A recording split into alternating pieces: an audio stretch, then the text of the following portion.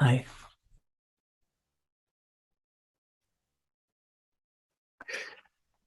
In recent years, constructivist model of learning is increasingly given way to entirely new conceptions of learning.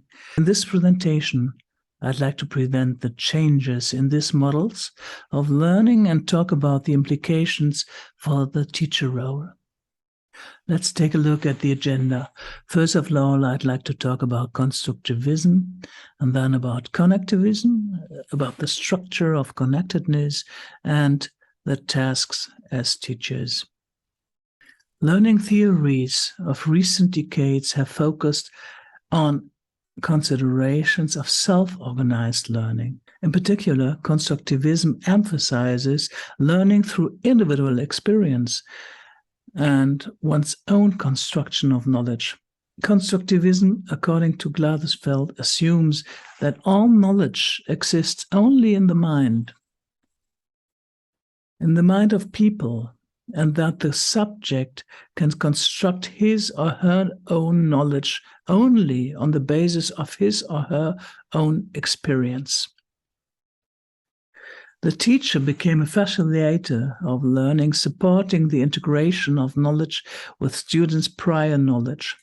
Learning is understood from a constructivist perspective primarily as individual learning, as individual construction. Accordingly, the goal of teaching is not the transmission of knowledge, but the promotion of learning to learn. And this, from the constructivist perspective, refers to three essential didactic operations: the support of construction, of reconstruction, and deconstruction of reality, because it could still be otherwise. Learning is understood as self-development of a cognitive system, as Aufschneider mentions, which brings about a subjective turnaround of didactics in the 1990s and enables individual learning in the classroom. Now, in recent years, this constructivist model of learning is increasingly given way to entirely new conceptions of learning. In view of the rapidly and evolving world, according to the Zukunftsinstitut, two abilities, among others, are currently considered to be forward-looking. Adaptivity, as the ability to react to environmental changes, and emergence, as the ability of systems to spontaneously rearrange themselves. Both come together in the model of thinking that focuses on the interconnectedness of people in changing networks. Connectivism. From the connectivist perspective, people also learn based on the experience, but these are characterized as experiences in the network. That is also the experience in others. That is, they are not individually constructed, as in constructivism, but rather collectively constructed. The network provides the solution to learning tasks in or through the network by assessing the knowledge of others. In 2005, George Simons provided a fundamental learning theory impetus for the digital age by outlining the theoretical foundations of connectivism in his paper. Central elements here are the inclusion of technology and the establishment of connections that nodes in the digital network, because individual learning is not the learning that is still sufficient possible in the digital area. The learning we need can no longer be acquired through our own efforts, but is stored in the networks in which we are connected as individuals. Simon quotes Karen Stevenson, "Experience has long been considered the best teacher of knowledge," she says. "Since we cannot experience everything, other people's experience, and hence other people become the surrogate for knowledge. I store my knowledge in my friends. It is the axiom for collecting knowledge through collecting people," she says. Thus, learning is understood as the possibility of assessing bodies of knowledge. Simons explains that the possibility to get more knowledge outside ourselves is therefore more important than the storage of our own knowledge within ourselves, because the knowledge stocks have too short a half-life, are therefore unstable, and decisions have to be made quickly and on an uncertain basis. Therefore, new knowledge should be constantly available in the network. Accordingly, the size and quality of the network determines the possibility of knowledge, since knowledge is stored outside of ourselves. According to Simons, new information is constantly being acquired. The ability to distinguish between important and unimportant information is thus the crucial importance. Furthermore, also the ability to recognize when new information changes the landscape based on decisions made yesterday. Learning is defined here as actionable knowledge, which can take place outside of ourselves, in the organization of databases, making and linking specialized information assess the central concerns of learning. And these specific information sets thrive on their diversity.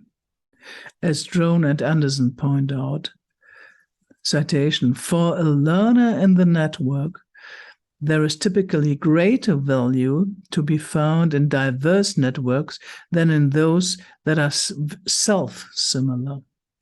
If a network consists of many different people with various skills and interests, then there is far greater chance that someone in the network will have the skills and interests needed to assist with a particular learning goal." And there's a particular structure in this network. Harry Glatterer and Matthias Hawkes argue on a similar basis in their publication on social mission statements in the post-corona era. One of their perspective is the guiding principle of connectedness. Increasingly, digital and analog are being thought of as inseparable. Connectedness is associated with the ideas of resonance, real digital, free relations, a sense of community, and a we culture. We are not alone. The connectedness model opposes the idea of individualization, isolation, and egoism, and outlines the imagine of humanity that sees us as a not integrated into social networks. The network structure opposes the old hierarchical structure of systems. Decentralized structure shape being. For the image of new free relations, Glatterer and Hawkes refer to the metaphor of rhizome, a new-like system of access, which was transferred from biology to philosophy. No center plays a hierarchical role in the social rhizome. All the connections, the nodes that map individuals here are equal parts. We'll take a look at the tasks as teachers here in this structure. Given these developments, the central question is, what is our task as teachers? What do we have to do in this kind of knowledge structure? Drone and Anderson see no role for teachers at all in this setting.